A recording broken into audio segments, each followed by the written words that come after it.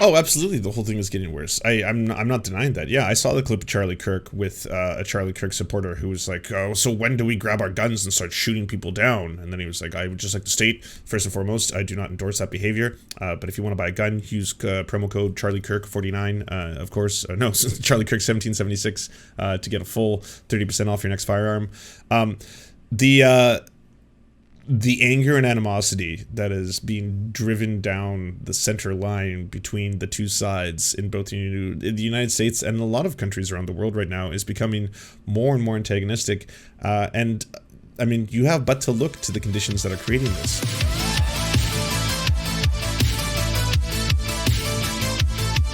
All right, let's talk about Trump. We don't talk about Trump ever on this program. Let's talk about Trump. Well, I mean, not since he lost the election, really. I feel like there's a lot of people whose channels, liberal channels mostly, are just obsessed with Trump. It seems to be a thing. If you're a liberal content producer, then, you know, even though we're, 4 or 5 months into the Biden administration, you're still heavily focused on Trump. And now, I guess I've just outed myself. Sorry, everybody.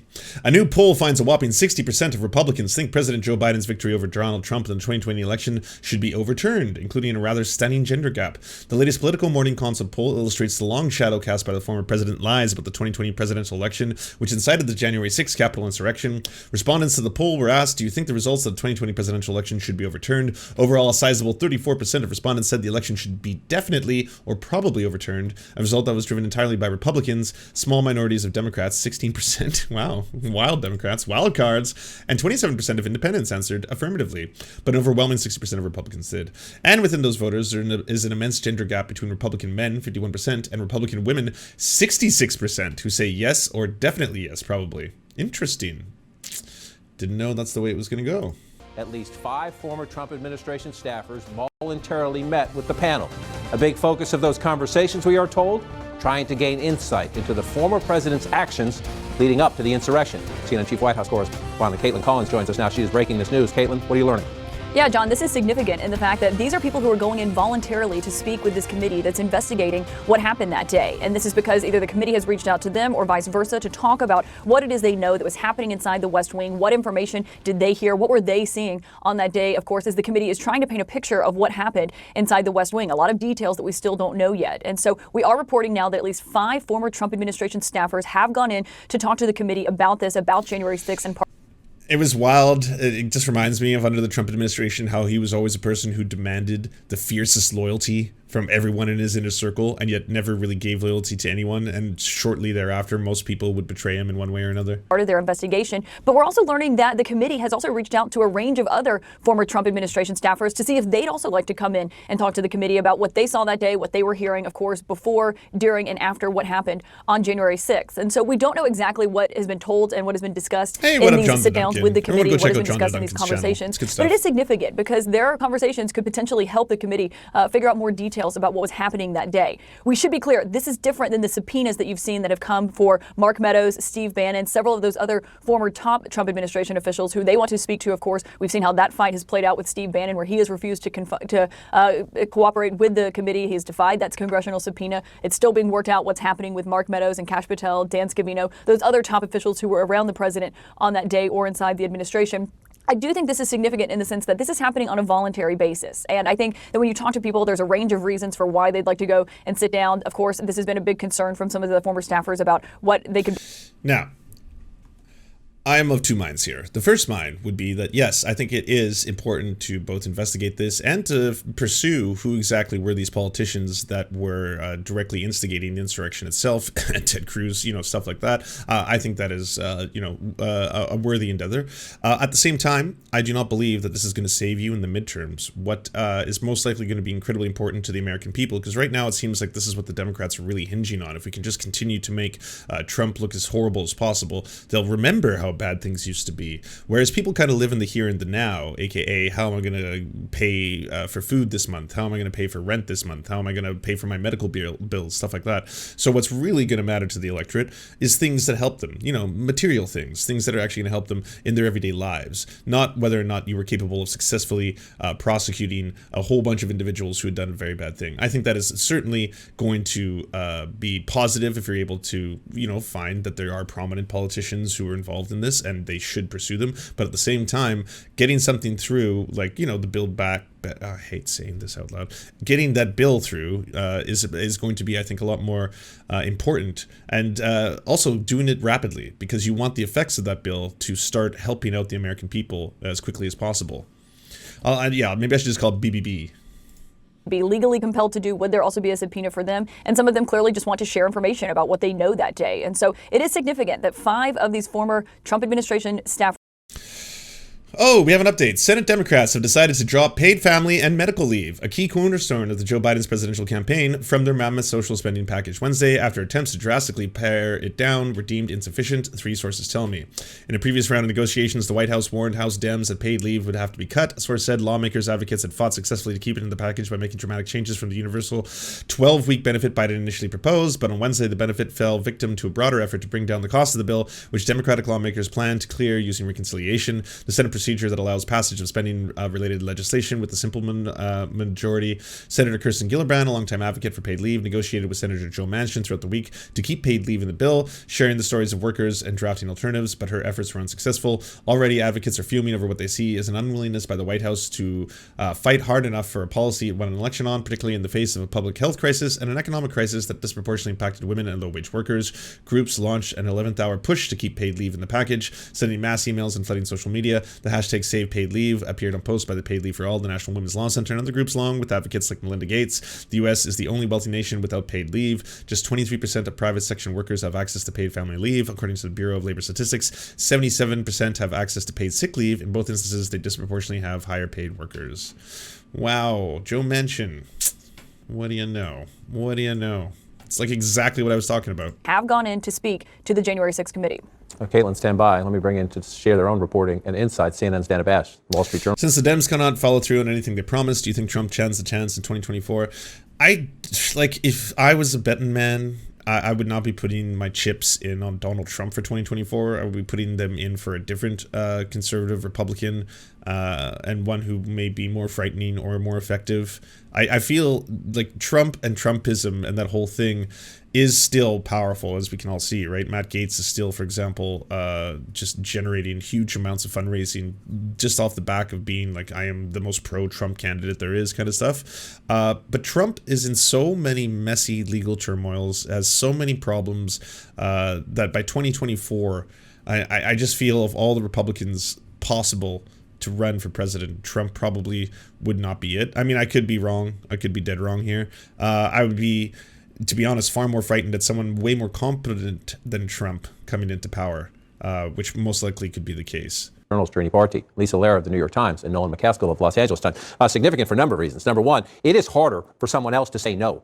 If a committee is building a case and has a lot of information, if you go to court and try to say, I have some secret privileged information, I shouldn't be told to share this, and the committee can say, well, he's sharing, she's sharing, and she's sharing, what's your excuse? So the voluntary engagement of these staffers could change the dynamic in a big way. It could in court, but also, most importantly, in the short term, in information gathering, because you don't necessarily have to be Mark Meadows, the former White House chief of staff, to. Oh, absolutely. The whole thing is getting worse. I'm not denying that. Yeah, I saw the clip of Charlie Kirk with a Charlie Kirk supporter who was like, oh, so when do we grab our guns and start shooting people down? And then he was like, I would just like to state, first and foremost, I do not endorse that behavior. But if you want to buy a gun, use promo code Charlie Kirk 49. Of course, no, Charlie Kirk 1776 to get a full 30% off your next firearm.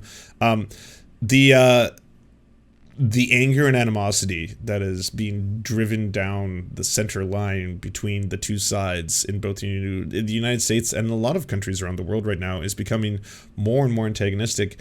And I mean, you have but to look to the conditions that are creating this. I mean, we have a combination of social media, constantly online. Under the pandemic, we were online more than ever before. Everybody is consistently on their phones. Social media's profit incentives are directly towards anger, incendiary comments, stuff of that nature. It is a constant feedback loop of us yelling and screaming at each other. There is no common ground anymore. We are all each other's enemies. The Tim Pool self-prophesized civil war created in real time kind of stuff.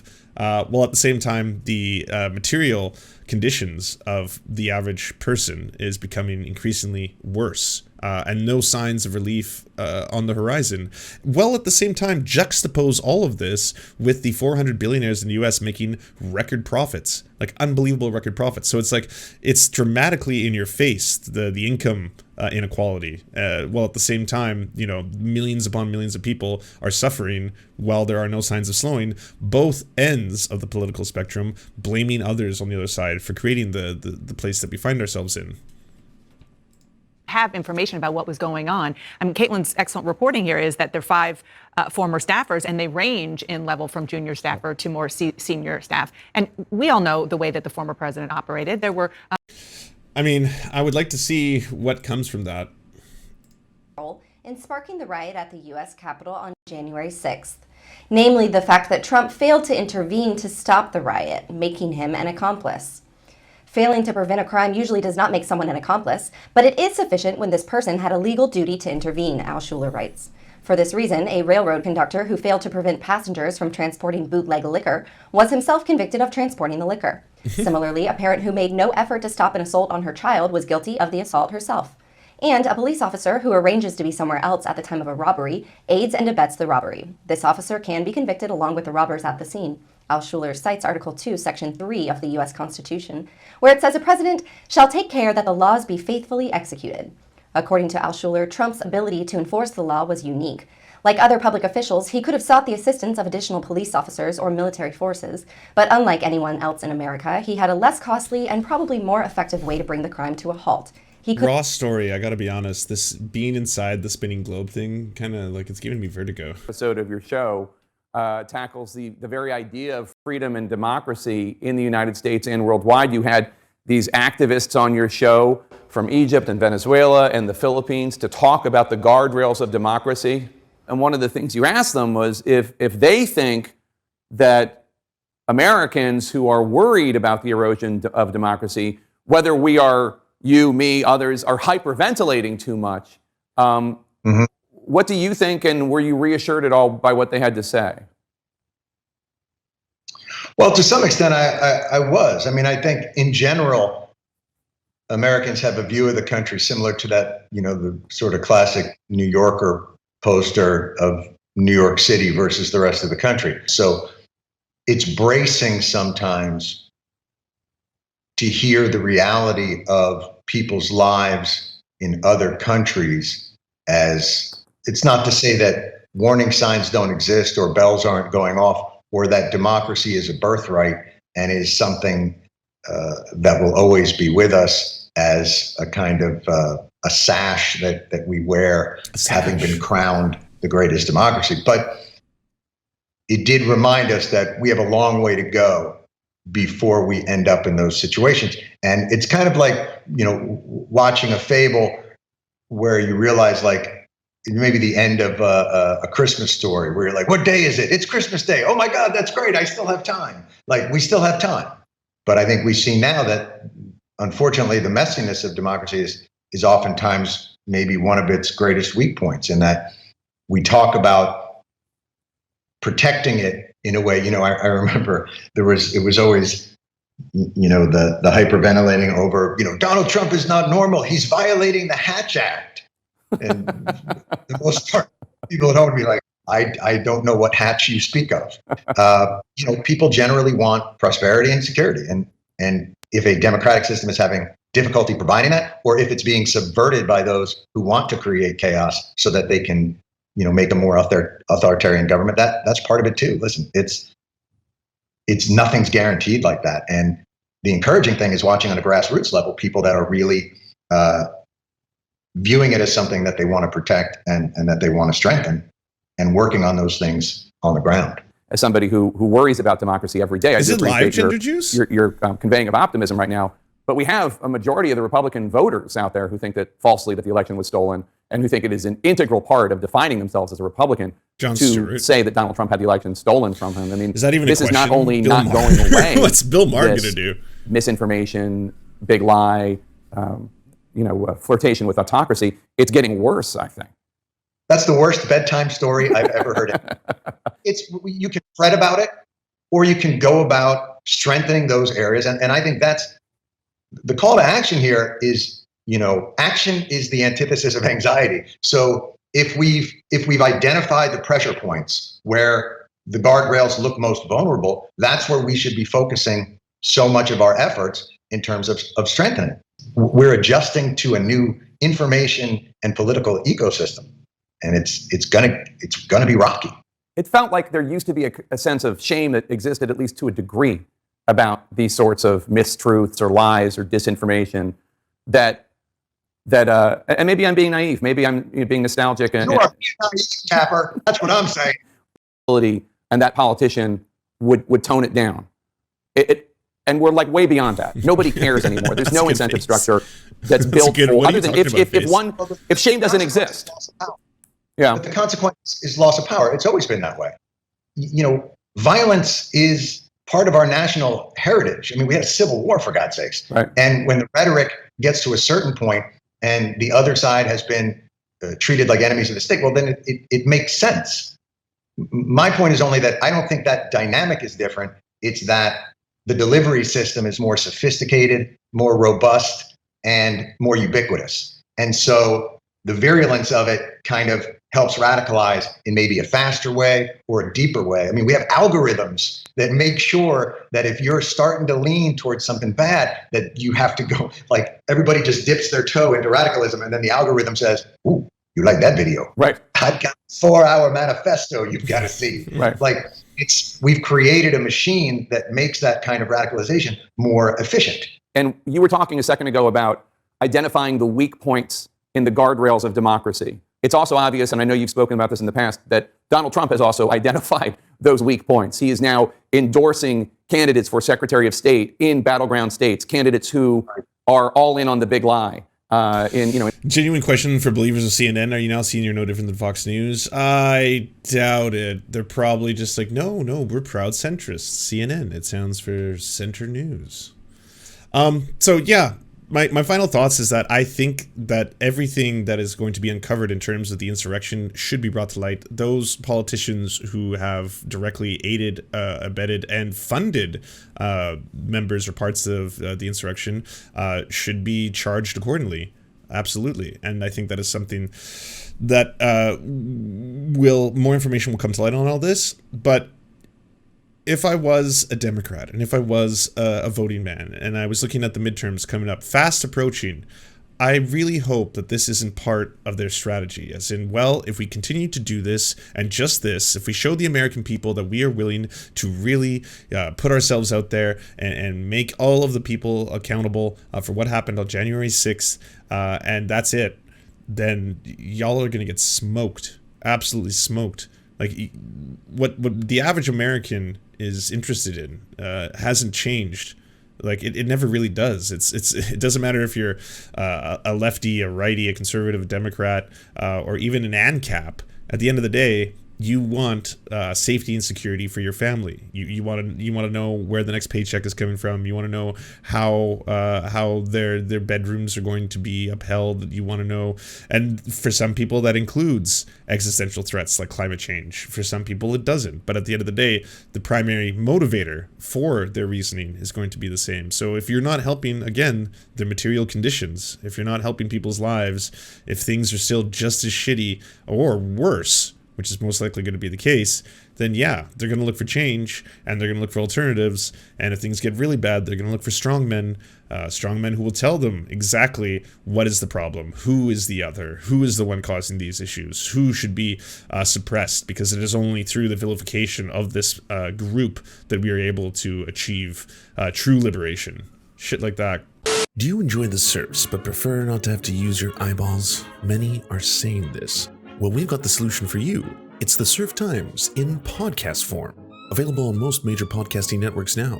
If you enjoy it, please consider leaving a good review and feedback because it really helps the show out, apparently, and it's free, just like the podcast. To our gods, Xander Corvus and Peyton L. Just, we will build a ladder to heaven to deliver you the daily news. To our monarch, Tom Spiker, we are your most humble of clownish jesters. To our lords, Trevor R. and Alexander Thaler, you have our undying fealty. To our knights of the round table, Nate, that one guy, Hagbird Celine, Matthew Scarborough, Stellar Vision, Ariana McCarthy, Daniel Sutton, Ants Are Still Running the World, Coulter Smith, Tom Groh, Val 9000, Jenna Tal, Quiet 185, Anna Loves Riley, Riley and Anna, Omni, Poodlehawk, The Tim Caucus, Multimondi, Trevor Janis, Lemmy 101, Anthropophojak, Saren 42, Chronic de Hemphog, Catherine, Radical Maniac, Ramon Acosta, Incosin, Violent Orchard, Sophie Baby, Political Puppy, Andreas Chiringuito, Zach Christensen, Josh Mickelson, Todd Buckingham, and Todd Lajeunesse. We shall meet you in the tavern, and we raise a drink, and we salute you.